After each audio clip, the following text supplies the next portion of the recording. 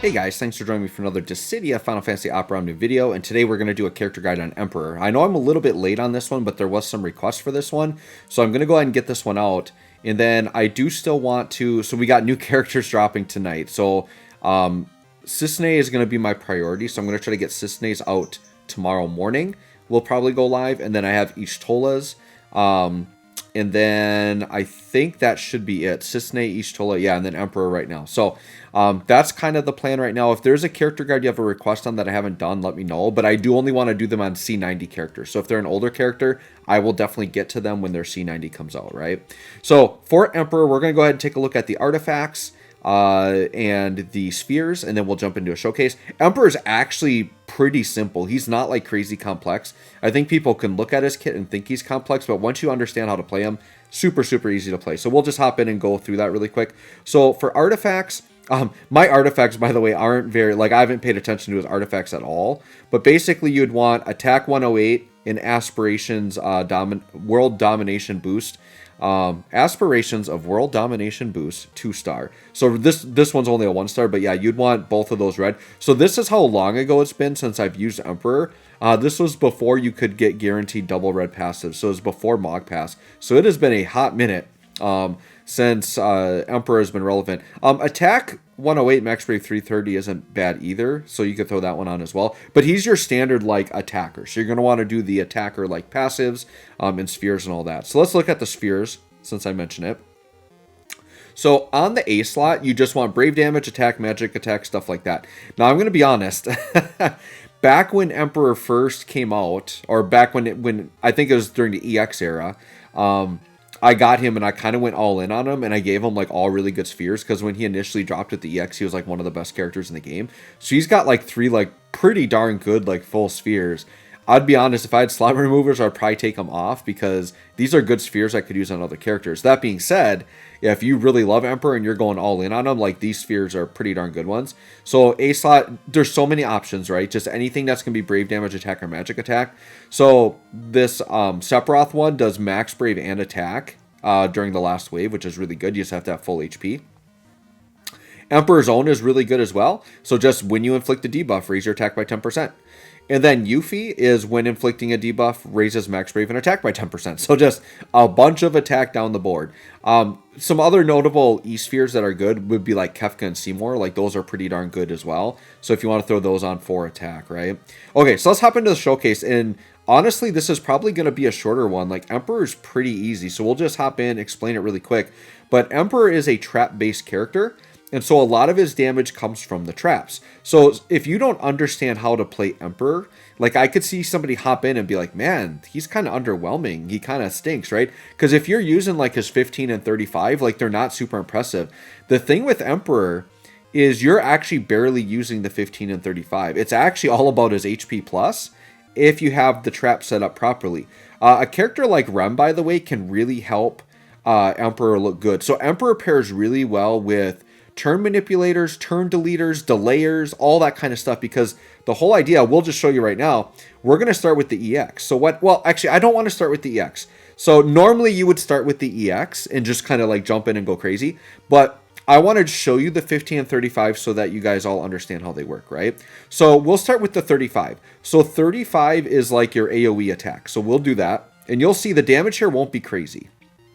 Okay, so we'll do that. Okay, so like 240k AoE, like nothing crazy, right? Now the enemy targeted got a trap from that called Thundercrest, okay? So what happens is, let's go ahead and throw this down. We'll get Freya up in the air here.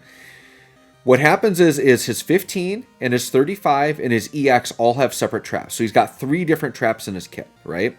So we'll do that, and then what we'll do is we will go ahead and descend, yep, and do that. Now, the way his traps work is if they have a trap on and you attack with the same trap. So if the enemy were to take turns right now, you can see that's a 2-turn trap and it's an AoE trap. That would pop in 2 turns and attack both the enemies. But that's not really how you operate Emperor. You don't actually wait for the traps to trigger. If you attack and reapply the same trap, it'll actually detonate the first trap and then reapply it again. So what we'll do here is we'll swap turns and we'll go to Emperor again, okay? Now what we'll do is we'll demonstrate this. So we'll use the 35 again on the unit that has the trap. Once again, this isn't like, right now what I'm showing you is I'm just explaining how it works. This isn't how you actually want to use him in a fight right now, okay? So I just want you to understand this. So I'll use the 35 again, and you'll see it detonated the Thunder Crest first, and then it's going to do the attack again, and it's going to reapply the same trap, okay? All right, so that makes sense. So basically the 15, we'll swap turns again. We'll go like this. The 15 is the same thing, but it's only single target. So we can demo that. So I can do the 15. So here's the 15. Okay, and we'll see the damage. Okay, so, you know, it's okay damage, but nothing spectacular. But you can see it added the trap on. So now he's got 2 traps. Beckoning Blast comes from the 15. Thunder Crest comes from the 35. Once again, after 1 turn, Beckoning Blast would trigger, and then it would pop off, right? So here's what you actually want to do. So using Emperor like this, like, honestly is pretty super underwhelming, actually, like, not very good. But if you understand how he works properly, I'm going to swap into him again. Okay. This is what you normally will do. And I think to demonstrate this, we're just going to hop into the burst phase here. So let's go into burst phase. Okay. Now, what you're actually going to be using with Emperor a lot is his HP plus, but what you have to do first is get the enemies with 3 traps. The EX is what you're going to tap, and so normally you just start the fight with the EX, because the EX is loaded up right away, okay? So the EX is going to pop off all 3 attacks, and it's going to apply 3 traps on them, okay? So now they've got all 3 traps, and they're only 1 turn. Now what happens is when you've got this setup with the 3 1-turn traps on, his HP attack becomes HP attack triple plus. What happens is when you use it, all 3 traps will trigger before he attacks, and the traps stay on until the enemies get a turn. So this is why turn manipulator, so I'll attack here. You'll see all 3 traps are going to trigger. Trap, trap, trap, and then an attack afterwards, okay? Now we're looking at 800k damage with some splash on an HP plus attack. Now we're talking, right? So now we're talking like darn near Machina levels of HP plus attack right there, while doing some splash and having, you know, these debuffs and whatever. So that's what you really do. And honestly, your burst phase, if you already have the EX on, you're just spamming HP triple plus the whole time. If you don't have the EX on, then do the EX right away and then do it. Okay?